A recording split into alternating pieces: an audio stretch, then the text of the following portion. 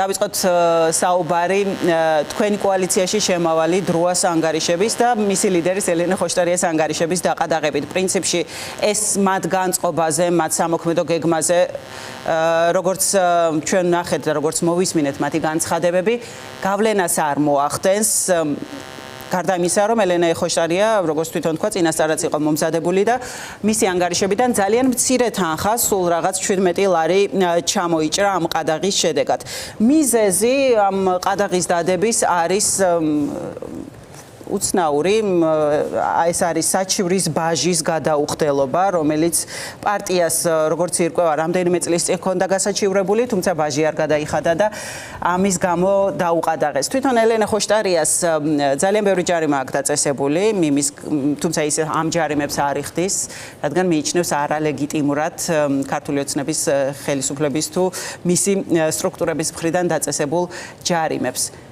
Რო თქვენი პოზიცია გითხარით, მოკლედ ეს რა მოქმედება დროას წინააღმდეგ? ნუ ეს არის ჩვეულებრივი რუსული მეთოდია ხომ შემთხვევაში ოპოზიციის ფინანსური მოგუდვა. რაც გამოყენებული ქონდა პუტინს რუსეთში, ახლა იგივე მეთოდებს იღენებს ეგრეთ წოდებული ქართული ოცნება, რეალურად რუსული ოცნება. რეპრესიები პოლიტიკური ოპონენტების მიმართ ყოველთვის მათი ხელწერა იყო და უკანასკნელ ხანებში ახალ ნიშნულებს იპყრობს. ხედავთ პოლიტიკური პარტიების ხელმძღვანელებს ჩასმულებს, ახლა შესაბამისად, რადგანაც ელენე ხოშტარია არის ჩვენი კოალიციის ერთადერთი ლიდერი, რომელიც ჯერ კიდევ გარეთაა, ახლა მისი როგორც ჩანს, თუნდაც ადმინისტრაციული წესით ჩასმა არის. ძალიან ადვილად წინასწარმოსალოდნელი იყო და ძალიან ადვილი მისახვედრი იყო, რომ ეს მომენტი დადგებოდა, ხო? ის რამდენიმე დღით ერთხელ უკვე ჩასვეს და ახლა როგორც გულისხმობ ამ ფინანსურ ანგარიშებს, ანუ ეს საკითხი მოწესრიგებული აქვს ამ პარტიას როგორც მივხვდი იმდენად, რომ ეს მექანიზმი მის წინააღმდეგ განმუშავა. ახლა ამ მომენტში არ იმუშავა ახლა და მთლიანობაში შემდგომში რა იქნება და როგორ იქნება, კაცმა არ იცის ჯერ კიდევ ახლა. ეს მთლიანად რეპრესიების ამბავია და რამდენ ხანს გაგრძელდება ეს ყველაფერი, მანამ სანამ იქნება რუსული ოცნება ხელისუფლების სათავეში. კი ბატონო, უნდა გითხოთ აი ციხიდან პოლიტიკური პარტიების ლიდერებმა გამოაგზავნეს წერილები. ერთი არის გიორგი ვაშაძის გეგმა, სადაც ძირითადი აქცენტი არის ერთიანობაზე და ამ ოპოზიციური პარტიების გაერთიანებაზე, მათ შორის ლელოზე და გახარიას პარტიაზეც არის ლაპარაკი, თუ ისინი შეცვლიან ამ არჩევნებში მონაწილეობის პოზიციას. ხო, თქვენ თუ გექნებათ კონსულტაციები, იმიტომ რომ ის ელის გამოხმაურებას ამ საკითხთან, თქვენთვის რა იყო ამ გეგმიდან ყველაზე ხო მისაღები? ჩვენ შაბათსაც ნახეთ, რომ ეს ერთიანობა არის ერთადერთი რამ, რაც არის მისაღები ამ უმრჩევლისთვისაც და ჩვენ ნახეთ, რომ 19 ივლისის საპროტესტო მარში იყო პირველი რეალურად იმ მარშებიდან, რომელმაც აჩვენა რა ძალა აქვს ამ ერთიანობას. ამ მარშმა თქვენთვის განწყობა აჩვენა საზოგადოების განწყობა არის სასახა ერთიანობა არა რუსულ არჩევნებს და შესაბამისად აქედან გამომდინარე ყველასათვის ნათელია რომ ამ იდეის გარშემო უნდა მოხდეს გაერთიანება. ყველა პარტიისთვის ვინც გადაწყვეტს აი ამ პრინციპებზე გაერთიანებას რასაკვირველია და ყველა პოლიტიკოსისთვის გზა ხსნილია ამ შემთხვევაში და ვფიქრობ რომ ეს ერთიანობა ნამდვილად ძალიან მნიშვნელოვანია. თუმცა მამუკა ხაზარაძე მიიჩნევს რომ ეს ფოკუს ერთგვარად ახლა მოდით ძალიან დიდი ბოდიში ფოკუსი მე მგონი სწორედ ლელოს აქვს არეული ამ შემთხვევაში და ახლა მეც არაფერს არ ვიტყვი ამ თემაზე ერთიანობის დარღვევა ვინ არღვევს ერთიანობას ამას ამორჩეველიც ხედავს ყველა ხედავს და ვფიქრობ დასკვნები სწორედ ლელოს აქვს გამოსატანი ამ მიმართულებით. ხო, სხვა საკითხებზე რომ გადავიდეთ, ძალიან რთული გამოწვევის წინაშე დგას ახლა ქვეყანა, საქმე ეხება ვიზა ლიბერალიზაციის შეჩერებას პირველ ეტაპზე, შემდეგში როგორ გაგრძელდება ეს პროცესი არ ვიცით, ხო? გავრცელდა ინფორმაცია, რომ თვითონ ევროკავშირში რამდენიმე ქვეყანა ეწინააღმდეგება ამას, იმიტომ რომ ისინიც ხვდებიან და აცნობიერებენ, რომ ეს მოქალაქეებისთვის იქნება ძალიან რთული. პრინციპში, რა გზავნილები გვაქვს ჩვენ ბრიუსელიდან, რამდენად რთული პერსპექტივა შეიძლება დადგეს ამ შემთხვევაში, თუ დროებით მაინც შეჩერდება ვიზა ლიბერალიზაცია? ხო, ეს ძალიან ცუდი რამ იქნება და პირდაპირ ვიტყვით, რომ ვიზა ლიბერალიზაცია ხო ძალიან სერიოზული პლუსია, რომელიც უდიდეს მიღწევად იქნა თავის დროზე, როდესაც მოხდა 2017 წელს თავარი მოვლენა იყო და ქართულმა ოცნებამ თავის თავზე მიიწერა ეს, რომ ეს ჩვენი დამსახურებაა, ვიზა ლიბერალიზაციაა. და ახლა თურმე, ესე იგი, არაფერი მნიშვნელოვანი არ ყოფილა, გავიდა 8 წელი. კი, 8 სახელმწიფო, როგორც ჩანს, აცხადებს, რომ ესე იგი, მას არ სურს ამ ეტაპზე ჯერ კიდევ სურს თავი შეიკავოს ვიზა ლიბერალიზაციის შეჩერებისაგან, ოღონდ ეს საკმარისი რაოდენობა არ არის. თუ მეტ დანარჩენი ემხრობა შეჩერებას. საკმარისი რაოდენობა არ არის, იმიტომ რომ 15 ხმა სჭირდება ამას და 19 სახელმწიფო, ესე იგი, მხარს უჭერს ახლა. მარტივი არითმეტიკის ამბავი 27-8 19-ია. აი, ქართული ოცნების შეცვლილი პროპაგანდაზე უნდა კითხოთ, აი, როგორ აკნინებენ ჯერ ერთი ამ ვიზა ლიბერალიზაციის მნიშვნელობას, რომ თითქოს ეს არაფერს არ ნიშნავს ახლა ეკონომიკასთან კავშირში არ არის. სინამდვილეში რომ არ არსებობდეს ეს სიკეთე, რაც მივიღეთ რამ წლების წინ, ხო? როგორი იქნებოდა ვითარება? შევადაროთ ელემენტარულად, რა თანხა გადმოირიცხებოდა დასავლეთის ევროკავშირის ქვეყნებიდან 2017 წლამდე და რა თანხა გადმოირიცხება დღეს საქართველოში. დღეს ეს თანხა აცდა 1.440 მილიონ ევროს. მაშინ ეს თანხა იყო 400 მილიონ ევროზე ნაკლები. რამდენჯერმეა? ხო, ანუ ბევრად გაზრდილია. საუბარი არ არის ბიუჯეტის რა ნაწილს შეადგენს ეს, ახლა წარმოიდგინეთ, მშპ-ს 4%-ზე მეტია. ანუ მთლიანი შიდა პროდუქტის 4%-ზე მეტია ეს საქართველოს და ხო წარმოგიდგენიათ ახლა ეს ხომ მთლიანად ვიზა ლიბერალიზაციის შედეგია. წარმოიდგინეთ, ადამიანი მიდის არ სჭირდება ვიზის აღება, არ სჭირდება იმის დადასტურება, რომ მას აქვს შესაბამისი ფინანსური შესაძლებლობები, რომ თავისი მოგზაურობა დააფინანსოს. პლუს ამას, თუ ის იქ მუშაობას აპირებს ვიზა ლიბერალიზაციის და ასოცირების ხელშეკრულების მოქმედების პირობებში, მას არ სჭირდება სამუშაო ვიზა. ახლა დააკვირდით, 90 დღით ჩავა, მუშაობს, არაფერი პრობლემა არ აქვს, ჩამოდის, იმ თანხას გამოიმუშავებს, შემდგომ 3 თვის შემდეგ ისევ წავა 90 დღით და ეს ხომ შეუძლებელია სავიზო რეჟიმის პირობებში. იმიტომ რომ მაშინ სამუშაო ვიზა უნდა იყოს, ტურისტული ვიზით შენ ვერ იმუშავებ. თან ტურისტული ვიზა შენ გეძლევა გარკვეული პერიოდით და ძალიან დიდი პრობლემები იქნება. ეს თანხა აი ოჯახების ძალიან დიდი ნაწილი იგრძნობს ამას საქართველოში. აი, თქვენ ელით რომ კიდევ ამ შემთხვევაშიც დაასწროს ქართულმა ოცნებამ ევროკავშირს რაღაცნაირად, ისე რომ თქვას, რომ საერთოდ არ სჭირდება მას უვიზო მიმოსვლა. ფაქტობრივად ჩვენ ნახეთ, რომ ხომ როცა თქვა, რომ იწყებს ევროკავშირში გაწევრიანების პროცესს 2028 წლამდე, ახლა ესეც რომ თქვას, რომ არ სჭირდება ვიზა ლიბერალიზაცია, იმიტომ რომ აი იმ პროპაგანდის ფარგლებში, რასაც გვიმტკიცებს, რომ თითქოს ამის სანაცვლოდ ჩვენგან რაღაცა წარმოუდგენელ მოთხოვნებს ითხოვენ. ჩვენგან რასაც ითხოვენ, ეს არის ანტიდისკრიმინაციული კანონის შესრულებას, რომელიც თვითონ ქართულმა ოცნებამ მიიღო თავის დროზე. ასე რომ მეც არაფერს არ ითხოვენ, არასად არანაირი მოთხოვნა ერთნაირ სქესიანთა ქორწინების დაკანონების შესახებ საქართველოში არ ყოფილა და ვერც იქნება ვერ იქნება, რადგანაც ევროკავშირის წევრების ნახევარში ეს ისედაც არ არის არც დაკანონებული და არც მიღებული და აქედან გამომდინარე საერთოდ სრულ სისულელეზეა საუბარი, ეს არის თავიდან ბოლომდე დემაგოგია. ახლა თვითონ ვერ თქვას, რომ ჩვენ არ გვჭირდება უვიზო რეჟიმიო, დღეს ამას ვერ აკეთებს, მაგრამ უკვე შეფარვით იწყებს კობახიძე ამ მიმართულებით სვლას და ამის შესახებ საუბრობს კიდევაც. ამზადებს პროცესს და ამ დროს ეს მათივე ამორჩევლისთვის მიუღებელი რამ არის, ნახეთ ჩვენ. კვლევები ადასტურებს, რომ ეს მათივე ამორჩევლისთვის არის.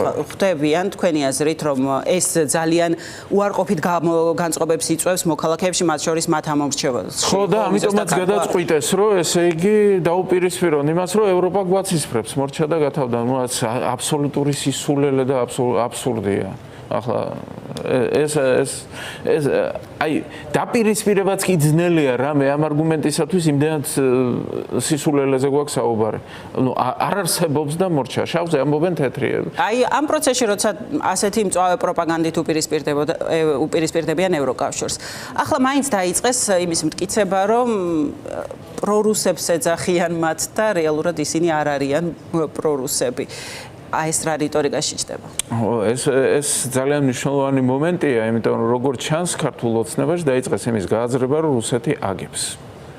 2022 წლის თებერვლიდან მოყოლებული და მას შემდეგ რაც უკრაინას თავს დაესხა რუსეთი 24 თებერვალს იმ მეორე დღიდან მოყოლებული ქართული ოცნება რუსეთის მხარეს იყო და ეგონა რომ რუსეთი იგებდა ომს.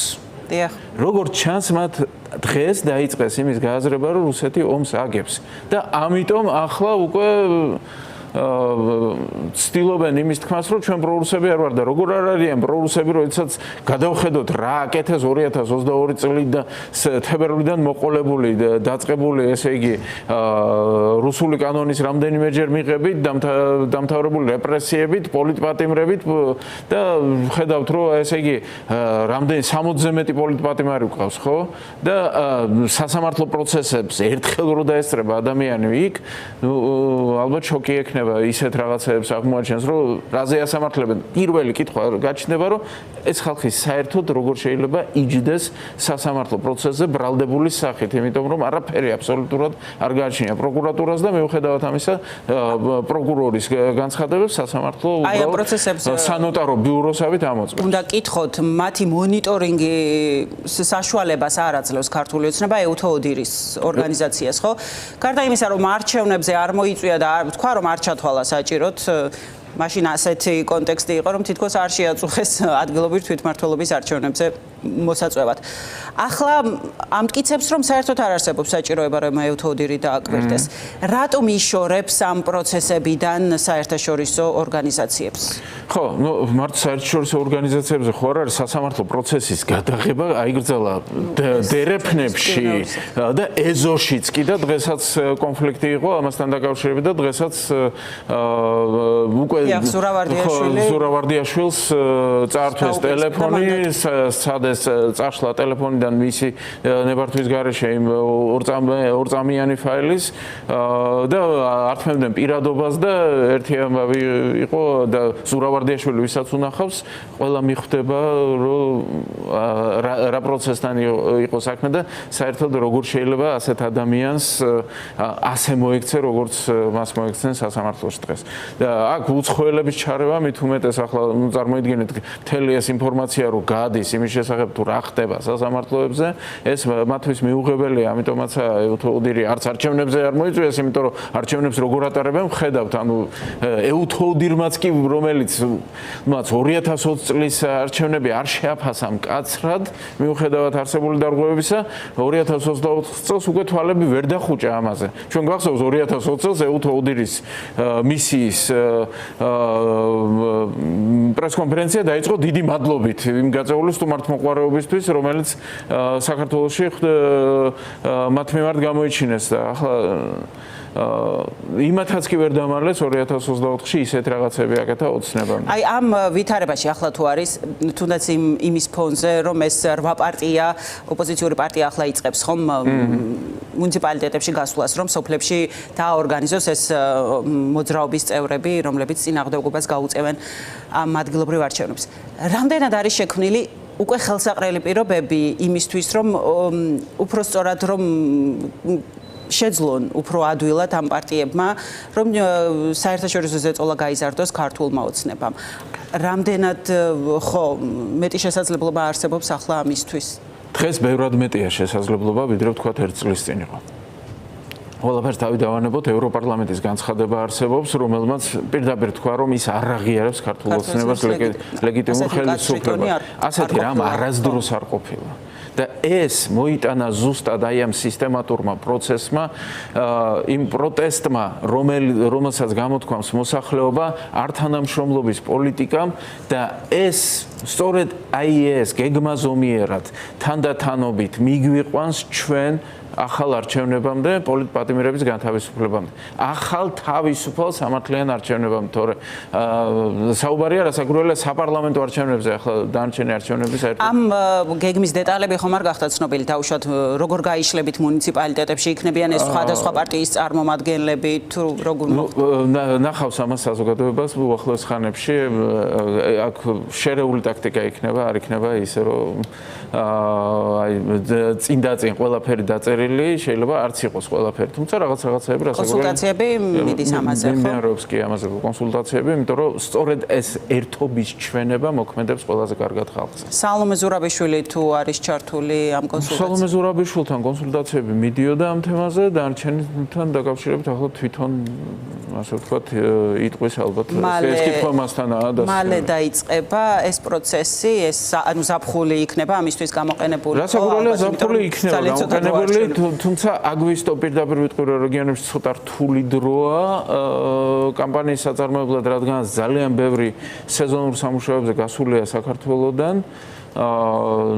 დასავლეთ საქართველოსდან მაგალითად თურქეთში მიდის ძალიან ბევრი, იმიტომ რომ თხილის კრეფის სეზონია და ასე შემდეგ. შესაბამისად აქედან გამომდინარე ცოტა რთულია აგვისტო, მაგრამ აგვისტოს გამოყენებაც მოხდება. კი ბატონო, და უნდა კითხოთ აუცილებლად სოციალურ ფონზე, რომელიც არსებობს ქვეყანაში. მით უმეტეს იმ რაღაცა უბედური შემთხვევების ფონზე, იმ ტრაგედიების ფონზე, რაც ძალიან გახშირდა და გავრცელებული მოსაზრებაა, რომ თბილისი განსაკუთრებით სხვა ადგილებით ცხოვრობენ ტრაგედიიდან ტრაგედიამდე, ხო? ჩვენ ვერ ვნახეთ ვერასდროს პასუხისმგებლობა რომელიმე ოფიციალური პირის. ეს ყოველ შემთხვევაში ბრალდება ან თვითონ მოქალაქეებს, ან ადგილობრივ მცხოვრებლებს, ან რომელიმე კონკრეტულ კერძო კომპანიას, მაგრამ არასდროს ქართული ოცნების წარმომადგენლებს. ვერც ვნახავთ.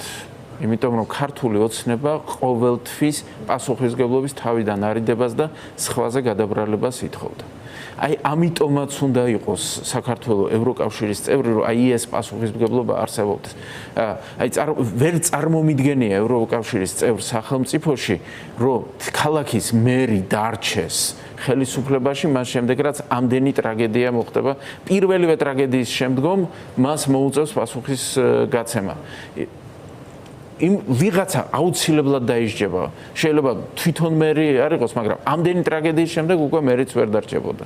პირდაპირ ვიტყვი, შანსი არ არის, იმიტომ რომ ყოველთვის ყველაფერი სხვაზე აქვს გადაბრალებული და არასდროს ადამიანური მომენტიც არის, რომ უბრალოდ ხო, მისი სამსახურების უფროსებსაც კი არასდროს არ ეხება ეს ადამიანი. და საერთოდ მართლაც სოციალური მდგომარეობაც ბევრად უკეთესი იქნება ევროკავშირის წევრი ვიყოთ. დღეს რასაც აკეთებს ხელისუფლება, ეს არის უბრალოდ დანაშაული.